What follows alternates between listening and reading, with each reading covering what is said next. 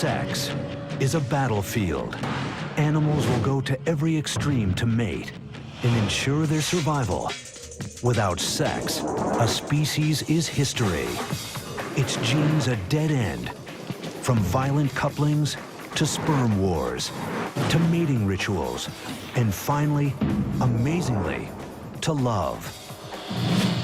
Sex drives evolution, and evolution drives sex. In nature, it really is all about sex.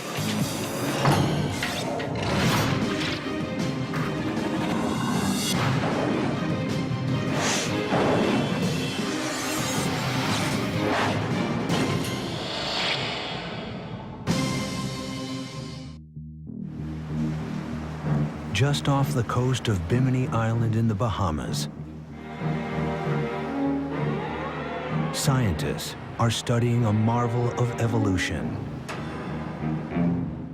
Over millions of years, evolution has built the protruding jaw and razor-sharp teeth of the ocean's master predator. But sharks are more than just killing machines. They are pioneers of sex. 500 million years ago, sharks really invented what people would call sex. Sam Gruber has studied sharks for 45 years. People basically don't know much about sharks, and they think of them as the death fish from hell, but really they're highly, highly sophisticated, tremendous animals. In addition to complex navigation and communication systems, sharks were one of the first to develop a whole new way to have sex. May not look like very much, but it represents a huge evolutionary leap in reproductive behavior. If you look very closely, you'll see these two little finger-like projections, which are called claspers, are actually the penis of the male shark.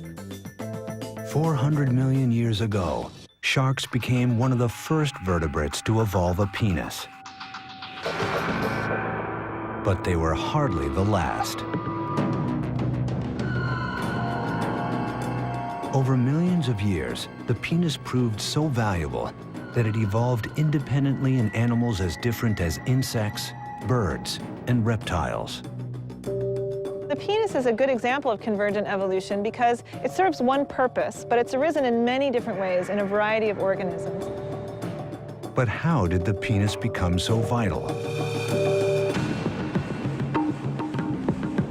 700 million years ago, sharks, fish, and other vertebrates have yet to evolve. Sea life is instead comprised of simple, single-celled creatures. To pass on their genes, they don't have to partner up. They can reproduce by themselves. Reproduction before sex was all asexual. Asexual reproduction means that you just make copies of yourself and send them off into the environment. They have all of your genes and no one else's. Asexual reproduction does guarantee that 100% of an organism's genes are passed on. But on the evolutionary battlefield, this strategy has one serious flaw. When each and every creature shares the exact same genes, they also share the same genetic weak spots. Imagine that a virus shows up on the scene, and that virus attacks you if you have a very specific gene sequence in your DNA. Now, if everyone in your population has the same DNA, that means that that virus is going to wipe everyone out. But with sexual reproduction, the mixing and matching of genes increases the odds of at least some individuals living on. The secret to survival is sex. The first animals to adopt sexual reproduction emerged 600 million years ago. But the sex they practiced is not what humans might imagine. These passive creatures, relatives of modern coral, were tightly anchored to the sea floor. How can you mate when you can't move? Cast sperm and eggs on the waves and hope they meet. Each summer, billions of coral polyps simultaneously launch their reproductive cells into the current. Each coral releases both sperm and egg, but instead of combining with each other, they wait until they encounter the seeds of another coral. No one knows how they do it. This mass spawning is one of nature's most arresting spectacles. But it evolved as a matter of survival. Mass spawning by corals could be called a defense mechanism. Having all of the eggs and sperm released at the same time allows some of the offspring to survive even when there are predators around. You swamp the predators, you produce so many that they can't all be eaten by those predators at that point in time. For stationary animals, casting DNA into the ocean may have been the only way to sexually reproduce. But a new class of creatures was about to evolve, and sex would evolve with them. About 570 million years ago, in a very brief period of time, we see the origin of many different, often very complex body forms, some of which are still with us today. Many forms that resemble modern invertebrates, crustaceans. We even see the first fish. These early fish could move like no other creatures that came before. Instead of relying on ocean currents to carry their fate, males could directly target the female's eggs with their sperm. But even this method of mating had its pitfalls. The eggs, once fertilized, were not only tiny and fragile, they were exposed. This forced the parents to either stand guard or abandon them altogether. It would take another 200 million years for evolution to come up with a new plan, which is where sharks come in. In sharks, evolution gave rise to an innovation that allowed males to deploy sperm directly inside the females. Sharks invented sex, so to speak. This is just a huge difference from what we see in animals that lived a half a billion years ago. Instead of two fish just randomly spraying their eggs and sperms out into the water, helter-skelter, these animals have to actually come in contact. Sharks are one of the first vertebrates to physically connect during sex. It may sound friendly, but with sharks, it's anything but.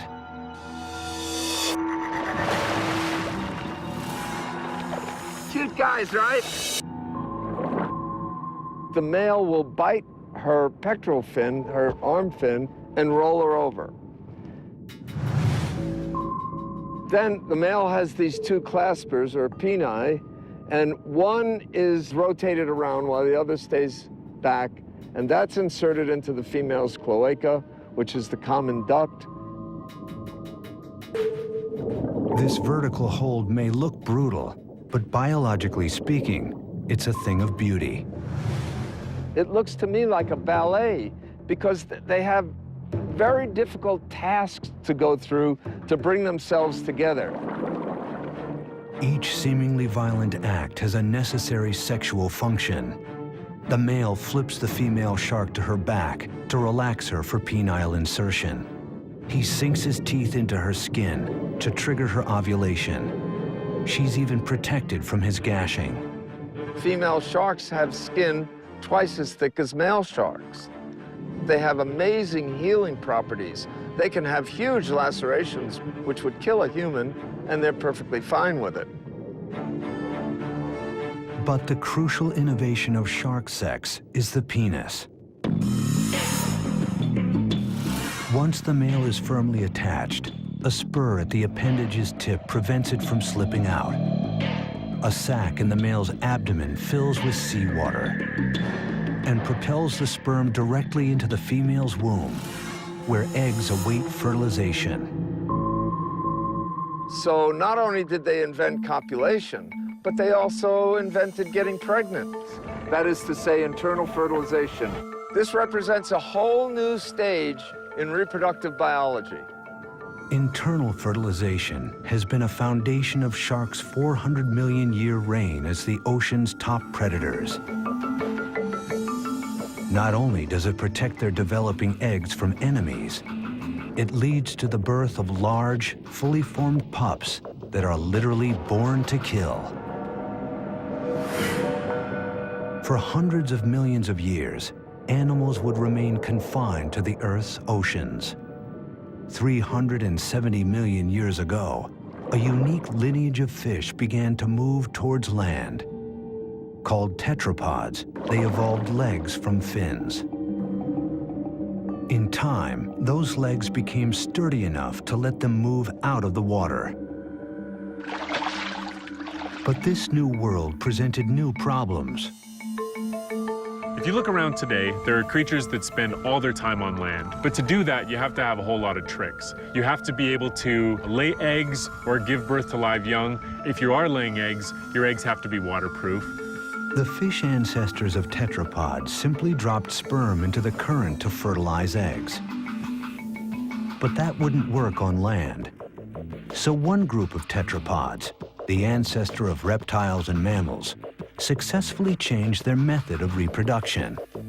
As sharks had before them, reptiles developed internal fertilization.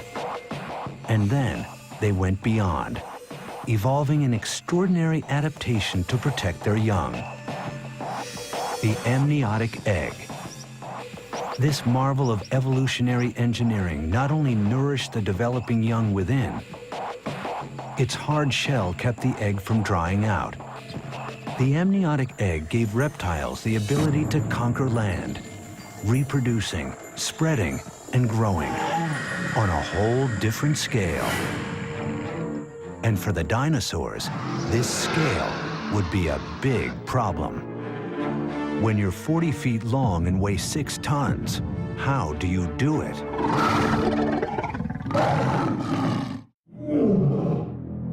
If you can't mate, if you can't pass on your genes, your evolutionary history. But what happens if your own size gets in the way of mating? Some dinosaurs evolved to be the biggest animals ever to live on land.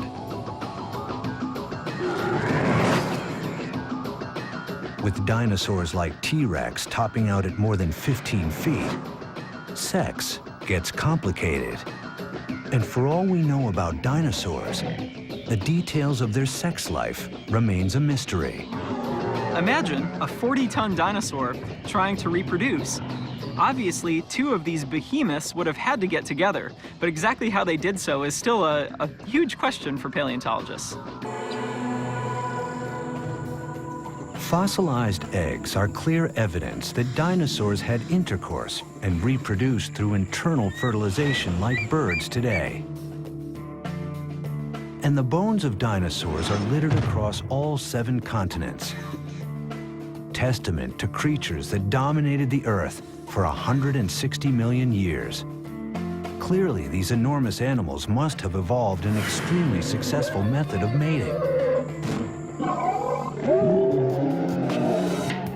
Paleontologist Ken Carpenter has puzzled for years over the mystery of dinosaur reproduction.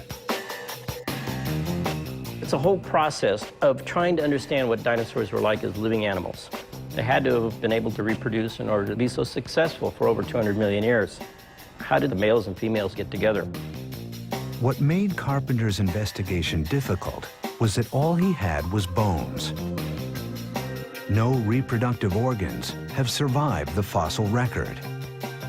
To discover what dinosaur sex might have been like, Carpenter turned to a creative mix of comparative anatomy, physics, and deduction.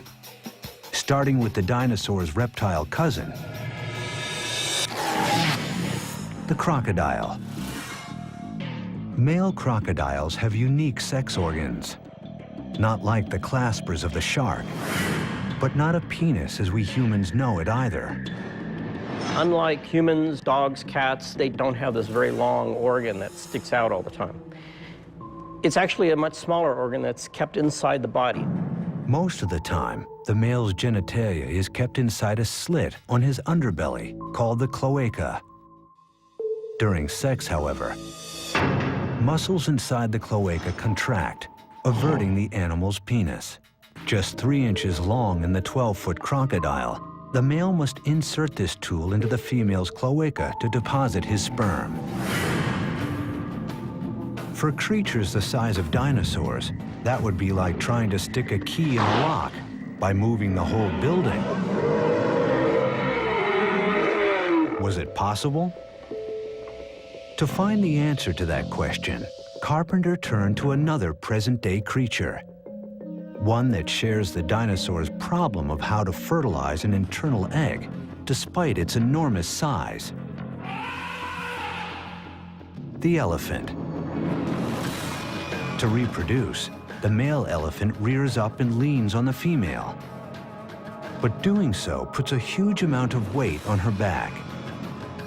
Over time, this pressure causes permanent damage, creating small fractures in the female's backbones.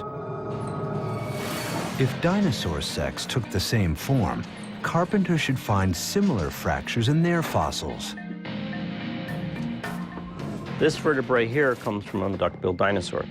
Possibly this breakage was due to the male climbing on top of a female during sex. Well, maybe, but we'd have to know what gender this vertebrae is. If it's a male, it would mean one male trying to mate with another male. Maybe that's why dinosaurs became extinct. I don't know. But the elephant-like rear mount posed a more fundamental problem. The male would have climbed up, put his weight on her back. Could her bones have supported it? Elephants weigh up to 7 tons. But some dinosaurs weighed as much as 25 tons. Carpenter calculated the bone strength needed to withstand that much force and concluded that it was too much. The elephant way was out.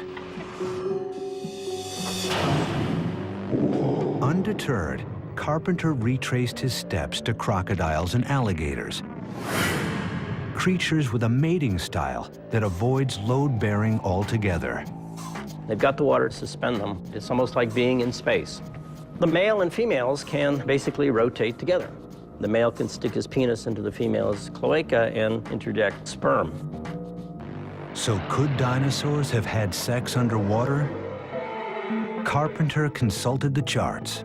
There were no huge bodies of water, except in a very few places, which would mean then that dinosaurs would have to traipse for sometimes literally thousands of miles in order to have sex. That's an awful lot of work just for sex. Another dead end. Birds were next. They are the direct descendants of dinosaurs, and they lay eggs like dinosaurs. Could they copulate the same way? Birds do it basically as a bunch of quickies, mostly because they're trying to fly at the same time as they're trying to reproduce. The males will be fluttering their arms as they're trying to get up against the female. Birds' quick transfer of sperm, known as a cloacal kiss, would have its advantages for creatures as large as dinosaurs. But again, there are problems. Most dinosaurs don't have wings. And just as importantly, how could they do it with their massive armor in the way? The dinosaur's bony tail is heavy and rigid and not easily moved. The normal procedures of comparative anatomy had left Carpenter with a trail of false leads. Racking his brain for any idea that might work, Carpenter found one right at his feet: the household cat. And while cats are no more like dinosaurs than dogs are like lizards, Carpenter believes the cat's way would work for T-Rex. If the female lowers herself much like a cat, raises her rear end up, the tail would certainly go up in the air and would expose her sex organ to the male. And the male can then climb up there and grab her on her neck, and then they can go at it. In the feline position, with the female's head lowered and tail lifted, the problem of the male's enormous weight would be lifted off the female's back. At the same time, the position would allow easy access for the male.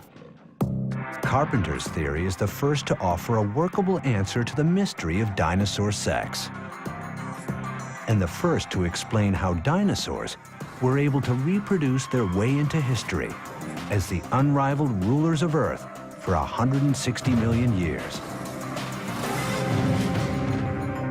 Dinosaurs were the largest animals to mate on land. Insects are some of the smallest. And in their tiny world, sex is a war story that's been going on for millions of years, with its own villains and heroes. You know, when it comes to looking at reproductive biology, you've got to say that cockroaches are a superstar.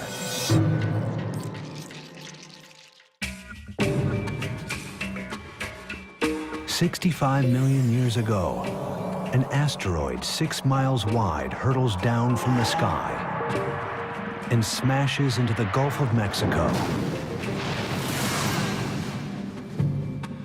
The impact signals the end of the dinosaur age. Their extinction claims half of all species, turning the Earth into a wasteland. But insects endure. How insects outsurvived so many other animals is still a mystery.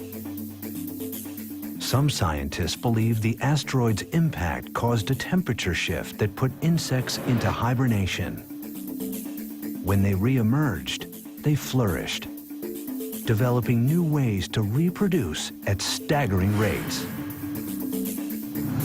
But in the insect world, sex is more than just reproducing. It's a battle of the sexes, a war over sperm. Sperm competition has been extremely important in the evolution and diversification of insects. Males are, of course, competing to make sure their sperm makes it into the female reproductive tract. At the same time, females are able to manipulate which sperm make it to successfully fertilize the egg. The female seeks multiple sexual partners, giving her offspring a diverse genetic portfolio and a greater chance at survival. But the male seeks to father all the offspring. The more paternity, the better the chances for his genes. What the male wants and the female needs are in conflict, and has spawned an evolutionary arms race, stretching the limits of evolution. A far cry from the shark's simple clasper, insects have evolved the widest variety of penis shapes on the planet. In one of the most shocking, the male damselfly's penis has sharp horns at the tip and spiky thorns down the side. If it looks like a scrub brush, there's a reason.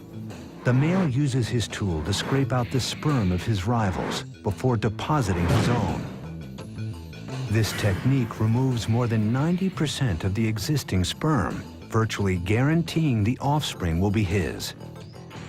And the males of other insect species take even greater pains to guarantee a return on their deposit. There's a great strategy that some insects and also some mammals have come up with, which is called a copulatory plug. And after a male mates with a female, some of the semen hardens and becomes a plug, and it prevents other males from being able to mate with the female. It's a pretty good strategy. But honeybees take it a step further. Not just using a plug, they are the plug. Tens of thousands of male bees compete for the queen. Only one gets to mate with her. Think he's the lucky one? Think again. Upon reaching climax, his penis rips away from his body and becomes stuck inside the queen. He dies in order to lock his sperm inside her. But despite this ultimate sacrifice, female bees evolved a countermeasure, a way to pop out the plug, freeing the female to choose the sperm of another, maybe better mate. In bees, at least, females are winning the sexual arms race. But in other species, the males are taking the lead. In stick insects, males have gone beyond the removable plug, evolving into living chastity belts. They attach to their mates for weeks to prevent any other male from fertilizing her eggs. And the male love bug takes this strategy a radical step further. Once he locks his sex organ inside his partner's, he throws away the key. The male's commitment to the act is total. Once joined, he spends the rest of his life in the act of copulation. After the couple is through mating, he will die, to be dragged around by the female until she lays her eggs. Eggs all fathered by that single male. From species to species, the sexual arms race is ongoing throughout the insect world. But in one familiar group, females may have found a way to finally end the war. Entomologist Ron Harrison heads up the cockroach extermination lab at the Orkin Training Center in Atlanta. To come up with ways to kill these ultimate survivors, Harrison spends his days studying the species most commonly found in homes. 95% of all cockroach problems in urban situations are German cockroaches. They're very quick in their reproductive abilities, and therefore that helps them become resistant to products that we actually use to try to get rid of them. Evolution has provided cockroaches a host of traits that make them almost impossible to eliminate. They can live a month without food and last hours without oxygen. But most critical to their survival is their speed of reproduction, a quality that might indicate that cockroaches have sex all the time, except they don't. Once a female has had sex and has that sperm, she's able there to hold it and then fertilize as she needs, rather than have to have sex again. Because of this one adaptation, the female needs to mate only once to remain pregnant for the rest of her life. Her one act of sex can yield hundreds of thousands of offspring, a remarkable ratio. This benefits the female in more ways than one. Mating in itself is costly. The more a female mates, the lower her probability of survival. Perhaps because there's some damage that occurs, they might be at risk of predation, and there's even some seminal fluids that carry toxins that decrease female survival. After her one act of sex, the female carries fertilized eggs with her throughout her entire life. So every female in the colony has the potential to become a colony herself. In pest control, what's really scary to us then is if you happen to have a German cockroach in the cuff of your pants or in your pocket or in a box that comes from the grocery store and it happens to be a pregnant female, that's all that's needed to get an entire population going. This adaptation has given the species the ultimate survival advantage. When you look at the whole evolution of animals, these started out 400 million years ago and are continuing to be very successful. You know, when it comes to looking at reproductive biology, you've got to say that cockroaches are a superstar. The battle of the sexes has made cockroaches, together with the rest of the insects, the most diverse group of animals on Earth. The drive to reproduce shapes not only insect life, but mammals as well, including us. Everywhere in the natural world, sex gets everyone bent out of shape.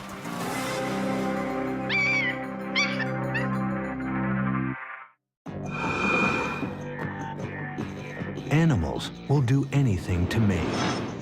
The drive to pass on genes and ensure survival of the species is so strong that it causes evolutionary changes. This process is called sexual selection. It's a type of natural selection, but it's the kind of selection for the kind of traits that evolved not to survive another day, but to win at the mating game. To be successful, in evolutionary terms, your genes have to be in the next generation. As soon as you have sexual reproduction, what you're doing is going out into the environment and looking for other individuals that are doing well and trying to get some of their genes into your offspring. You need to assess how everybody in your population is doing in terms of their reproductive output. The game of courtship in the animal kingdom is largely typecast. For the most part, males display, females choose. There's not an animal on this planet in the wild that will copulate with anybody. They all have favorites. Too old, too young, too scruffy, too stupid acting, and they won't do it. And for good reason, because an animal only has a few chances to pass their DNA on into tomorrow. And so they want to do it with the kind of individual that will really enable them to survive. And females can often have really weird criteria by which they choose which male they're going to mate with. Sexual selection has had huge consequences. Males of a species, they have to compete with each other to find a female. It gives rise to a whole different set of behaviors and appearances in animals to compete with other males and try to get a female mate. For example, a moose uses its antlers to fight other moose in order to win the opportunity to copulate with certain females. So there's two types of traits that evolve for sexual selection. One are traits simply to fight off members of your own gender, and others are traits to attract the opposite sex. The pressures of sexual selection worked on the male stalk-eyed fly to compete for the largest eye stalk, on the male finch to sing and to show red, on the rhinoceros beetle to grow massive fighting horns, on the male lion to grow his mane, and on the male giraffe to grow a powerful long neck. Some forms of sexual selection can actually drive species extinct because the traits that females prefer are so elaborate that they actually get in the way of day-to-day lives of males. Take the case of the Irish elk, the ancient cousin of Europe's fallow deer. Females really liked big antlers, and so over time, males with large antlers were selected over males with smaller antlers. Over progressive generations, the average size of antlers in the population got bigger and bigger and bigger and bigger. Eventually, the antlers got so big that they were at the very limit of what an animal can sustain and still survive in its environment. And ultimately, the Irish elk went extinct, and a lot of people think that it went extinct because its antlers were just too big. But even after the rams have butt heads and the mating has begun, in some species, the female has more work to do to be sure the goods are delivered. The female or the male approach each other, then the male mounts the female. After 1-2 seconds, the female starts calling. German primatologist Dana Pfefferle works with a unique group of wild macaques who live atop the Rock of Gibraltar. She came here to investigate the mystery of why female macaques cry out so loudly during sex. Over 2 mating seasons, she recorded the macaques, focusing on the frequency and intensity of the females' cries. She then looked for differences between the females who made noise and the females who didn't. What she found was extraordinary. Far more of the noisy females became pregnant. The earlier, the faster, and with the higher peak frequencies the female calls, the more likely the male is to ejaculate. In fact, males were 10 times more likely to ejaculate with a calling female than with a silent one. Pfefferle concluded that the females evolved the loud sex noises in a clear case of sexual selection. The noises increase the odds of bearing young. They're screaming and shouting for a reason. If he doesn't ejaculate, then what's going to happen is she's not going to conceive. So what she's got to do is she's got to encourage him. Eric Shaw has spent years closely observing the Gibraltar macaques, who are known for one thing: sex. They have sex on average once an hour, and they have evolved to use it for social purposes. Get him.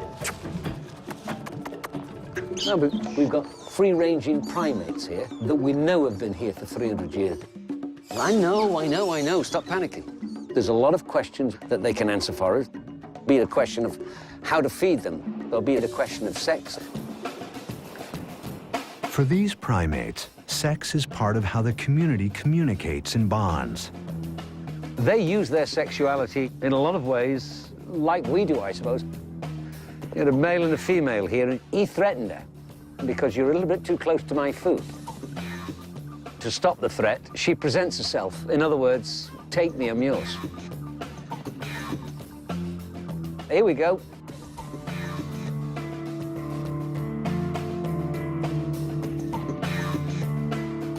That was sheer, total submission and passiveness. She presented herself, I'm not a threat.